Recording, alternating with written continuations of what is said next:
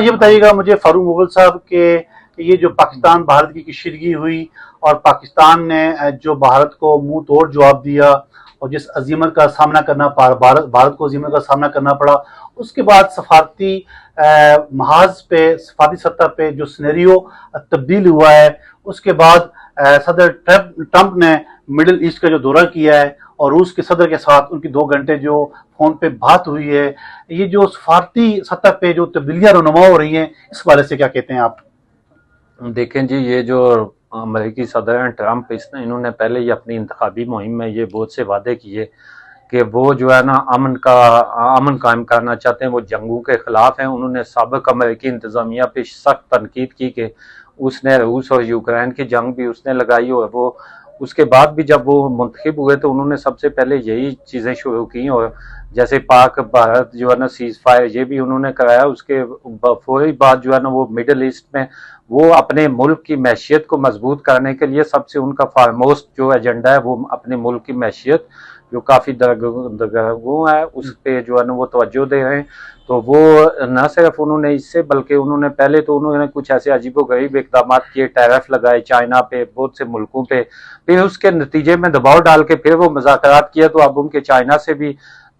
جو trade agreement ہے وہ ہو گیا ہے۔ اس کے بعد انہوں نے جو مڈل ایسٹ سے جو ہے نا وہ دورہ کیا، تو مڈل ایسٹ سے تو امریکی اخبارات نے کارٹون لگائے ہیں اور بھی کہ وہ ایک بوری بھر کے اٹھا کے لے جا رہے ہیں۔ وہاں سے انہوں نے بڑے معاہدے کیے، وہاں جو ہے نا وہ $600 بلین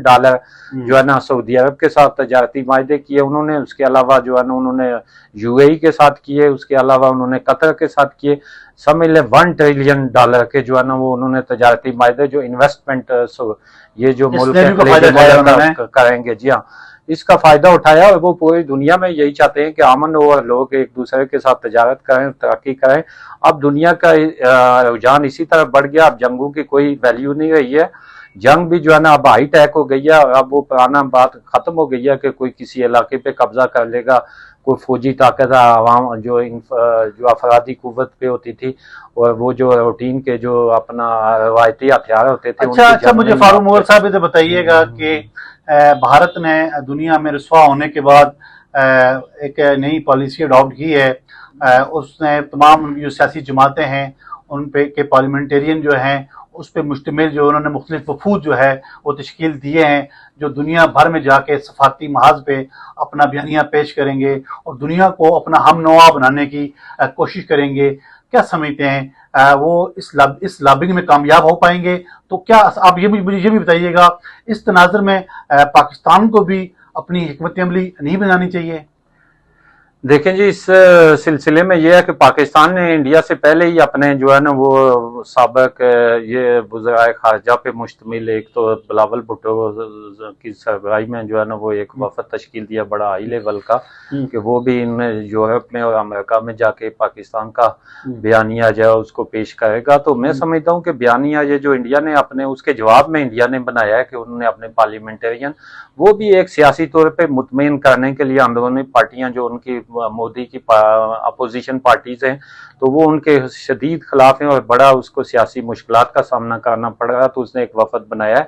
سیاسی بیانیہ ایسے نہیں بنتا، آج کل کی دنیا میں جدید دنیا ہو گئی ہے، میڈیا اتنا تیز ہو گیا، سب چیزیں ہو گئی ہیں، ہر چیز خبر ادھر کی ادھر پہنچتی ہے، تو بیانیہ تو ان کا حقیقت پہ تب ہی ہوتا ہے کہ جب کوئی حق پہ ہو، اس کی حقیقت، اس کے حقائق اس کے پاس ہوں۔ دنیا نے یہ دیکھا ہے کہ انڈیا کے جو توسیع پسندانہ عزائم ہیں خطے میں، نہ صرف خطے بلکہ پوری دنیا میں، پہلے تو لوگ یہ سمجھتے تھے کہ جی جو بڑی پاورز ہیں وہ انڈیا کے ساتھ اس لیے دے رہی ہیں کہ انہوں نے وہ بڑا ملک ہے اور تجارت کرنی ہے اپنے مفادات کے لیے، لیکن اب وہ چیز بھی ختم ہو گئی ہے، یہ تھیوری بھی اب غلط ثابت ہوئی ہے۔ اچھا فاروق صاحب، اگر توسیع پسندانہ عزائم کی بات کی، اسی سے جڑا ایک سوال آپ سے کرنا چاہ رہا ہوں، یہ بتائیے گا، اور پاکستان کے اور آزاد کشمیر کے سیاسی اور عوامی حلقوں میں ایک سوال جو ہے وہ بہت زیادہ گردش کر رہا ہے، عوام یہ جاننا چاہ رہے ہیں، کیا بھارت جو ہے، جو مودی جو ہے، وہ جنگ کے حوالے سے یا جارحیت کے حوالے سے دوبارہ کوئی ایڈونچر کر سکتا ہے؟ دیکھیں جی، یہ بھی کافی لوگ خدشات کا اظہار کر رہے ہیں، لیکن جو میں سمجھتا ہوں کہ یہ مودی کو اب ایڈونچر کیا، کوئی ایڈونچر نہیں کر سکتا، اس لیے کہ اب حالات ہی بدل گئے پوری دنیا کے، اور مودی کو بھی اندازہ ہو گیا ہے۔ پہلے ان کا خیال یہ تھا کہ ہندوستان جو ہے وہ پاکستان سے طاقت کے توازن میں زیادہ ہے اور وہ اس لیے اس کو دباؤ میں لائے گا. جنگ تو کوئی بھی نہیں کر سکتا, وہ بھی نہیں چاہتے تھے کہ یہ ایک بڑی جنگ وہ کریں گے, بلکہ ان کا خیال تھا کہ وہ ایک ایڈونچر چھوٹا سا کریں گے, اس کے نتیجے میں پاکستان کو دباؤ میں لائیں گے. دنیا کہے گی جی پاکستان دہشت گردی کر رہا ہے, لیکن وہ جو انڈیا کا انہوں نے پاکستان نے جو ایک اچھا موقف اختیار کیا کہ جی ہم تحقیقات کے لیے تیار ہیں پلوامہ ایشو کا واقعے کا, تو اس کی بات دنیا نے سمجھ لیا کہ اس نے کوئی تحقیق ثبوت بھی پیش نہیں کیا کہ یہ انڈیا کا ویسے ہی ایک پروپیگنڈا ہے, تو اس وجہ سے اس کے میرے خیال میں اس کو کوئی اس کا فائدہ نہیں ہوگا. یہ جو ہے اب ایڈونچر کیا تو اس کے بعد بھی اس کو ہونے کا امکان نہیں ہے. ہاں وہ اپنی اندرونی سیاست جو ہے وہ اس کو دباؤ سے نکلنے کے لیے وہ یہ ایسے ہی ایک ماحول ایسا بنائے رکھ سکتا ہے کہ جی وہ کرے گا, جیسے وہ کہتے ہیں جی آپریشن سندور کا بھی دوسرا مرحلہ باقی ہے. حالانکہ جو ڈی جی ایم اوز ہیں ان کی میٹنگ میں وہ آپریشن اور سیز فائر کو برقرار رکھنے کے لیے اور کانفیڈنس میئرز کرنے کے لیے انہوں نے اور بھی اقدامات کیے ہیں کہ انہوں نے ہائی الرٹ کو کم کیا, فوج کو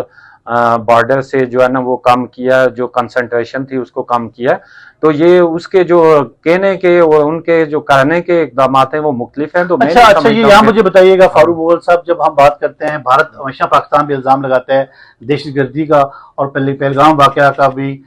جو ہی وہ واقعہ ہوا اس نے نہ آؤ دیکھا نہ تاؤ دیکھا نہ تحقیقات کی, 10 منٹ کے بعد انہوں نے بیان جاری کر دیا کہ اس میں پاکستان ملوث ہے. دنیا کو بھی انہوں نے کوئی ثبوت نہیں دیے. آپ مجھے یہاں پہ یہ بات بتائیں کہ پاکستان خود دہشت گردی کا شکار ہے, 90,000 سے زائد جو قیمتی جانیں جو ہیں دہشت گردی میں ہم نے گوائی ہیں. مجھے بتائیے گا کلبھوشن جاسوس جو ہے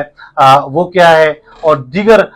پاکستان کے اندر جو بھارت کے جو ہاتھ ہیں دہشت گردی کے حوالے سے, کیا پاکستان کو نہیں چاہیے وہ بھی سفارتی محاذ پہ اپنی لابنگ کو مضبوط کرے, آپ دنیا کو بتائے کہ ہم خود دہشت گردی کا شکار ہیں اور اس دہشت گردی میں جو بھارت ہے وہ براہ راست ملوث ہے؟ دیکھیں جی پاکستان دنیا کو بتا چکا ہے یہ باتیں کہ بھارت ملوث ہے, اور دنیا کو جیسے بھارت پاکستان پہ الزامات لگاتا ہے کہ یہ مقبوضہ کشمیر اور وہاں پہ ہونے والی دہشت گردی میں ملوث ہے, تو اسی طرح جو پاکستان کا موقف ہے, پاکستان نے تو بلکہ ڈوزیاں دیے انٹرنیشنلی کہ جو بلوچستان میں ہو رہا ہے یا جو باقی یہ جو مذہبی دہشت گردی ہے KPK میں جو افغانستان سے ہو رہی ہے ڈریون, اس کے پیچھے انڈیا کا ہاتھ ہے.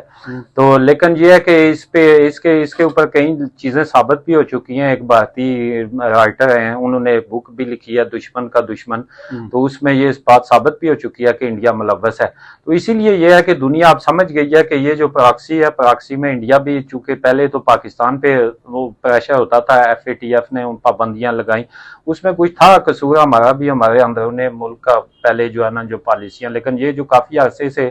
ہماری پالیسی چل رہی ہے پچھلے 5 سال سے, جس کے تحت FATF کی وہ جو شرائط ہیں وہ ہم نے پوری کی, تو دنیا کو اب پتہ چل گیا کہ پاکستان اب اس چیز پہ نہیں ہے اور نہ پاکستان کا ان چیزوں سے کوئی تعلق ہے. اور اس کا یہ فائدہ بھی ہوا پاکستان کو, دیکھیں نا ابھی کی جو صورتحال ہے اس میں جو ہے نا انٹرنیشنل دنیا نے پاکستان کا موقف تسلیم کیا, انڈیا کا نہیں تسلیم کیا, اور اسی کی وجہ سے اس کو پریشر پڑا, اور اس کو حالانکہ اتنا نقصان اٹھانے کے باوجود اس مار کے جو اس نے کیا, تو جواب میں جو پاکستان نے اس کو ضرب لگائی ہے, اس کے باوجود بھی وہ اب انڈیا جو پہلے ایک بڑے خواب دیکھ رہا تھا نہ صرف خطے بلکہ دنیا میں ایک بڑی طاقت منوانے کے لیے, تو وہ اس کو اب وہ خطے میں بھی جو ہے نا اس کی حیثیت بالکل کم ہو گئی ہے, بالکل برابر ہو گئی ہے. پاکستان اس کی ایسے ہی نہیں ہے کہ وہ کوئی بڑی پاور اب ثابت ہو رہا ہے. آپ نے ٹھیک کہا کہ بھارت جو خواب دیکھ رہا تھا اس خطے میں نمبردار ٹھیکیدار اور بدماش بننے کے, وہ خواب